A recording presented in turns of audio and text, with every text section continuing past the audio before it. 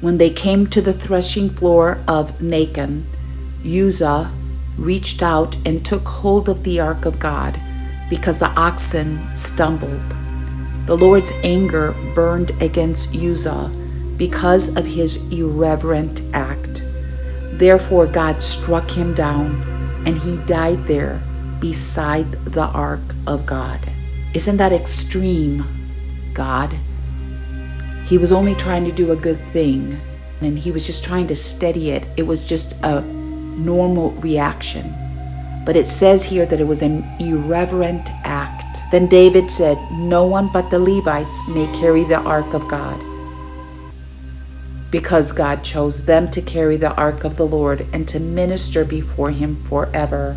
He says in verse 12, he said to them, "You are the heads of the Levitical families. You and your fellow Levites are to consecrate yourselves and bring up the ark of the Lord, the God of Israel, to the place I have prepared for it. It was because you, the Levites, did not bring it up the first time that the Lord our God broke out in anger against us. We did not inquire of him about how to do it in the prescribed way." In the prescribed way, the way that Moses had given instructions. God is speaking.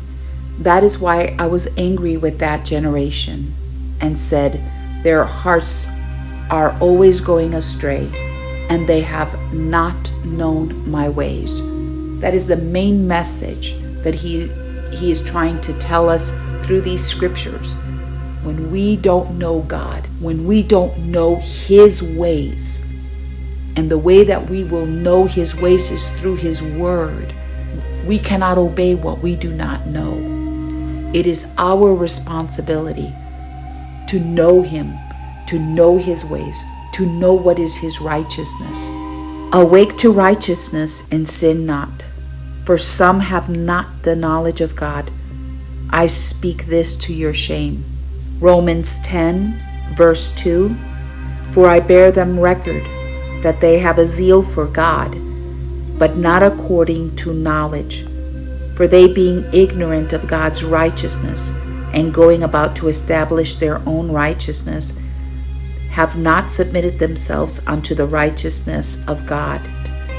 What we feel is right or good may not be what God feels. It may not be God's righteousness. That we should be inclusive to everyone. Love is love. We're going by our own righteousness. We're not going by God's righteousness.